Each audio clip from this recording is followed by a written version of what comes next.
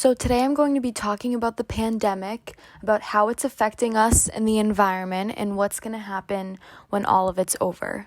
COVID-19 is affecting the millions of people all around the world. It is about this horrific virus and how people are reacting to the new environment around them. It is about the countries, environments all around the world and how quickly it is spreading. All of this has been happening mainly during the last 6 months, but over the course of 2020 so far. Why the pandemic response has affected the environment is it has resulted in the reduction of pollution and the air quality. This is because the environment is changing due to the lack of people not going out as often as usual.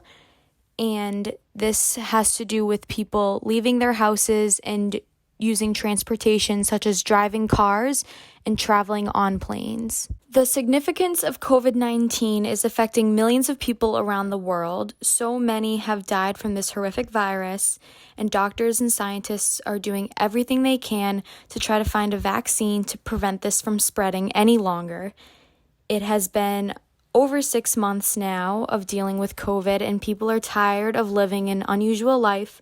We all want to get back to normal, but there's no chance of that happening anytime soon. Although they hope to find a virus, scientists are looking at climate change and how people have reacted to it and how it has affected the environment. They are hoping to improve the climate because it has been severely affecting people in their way of living. It is a threat to those who are ill and realize that there is a connection between human behavior and natural disasters. Researchers say that there might be some ways for people to change their behaviors in response to the pandemic, and it may be able to help them in the future. I know that there are some connections that I can relate to this virus and that other people can relate to as well, and this is the changing of behavior. Many people are sheltering and quarantining to try to prevent themselves from getting this virus, and when they are out and about, they have to wear masks. It is also causing many family members and friends of others to deal with COVID, and they have to go through the challenging symptoms it provides. They cannot socially hang out with large groups of people and interact with others the way that we typically would, and that is definitely a challenge for people who need to go out and do that in their everyday lives.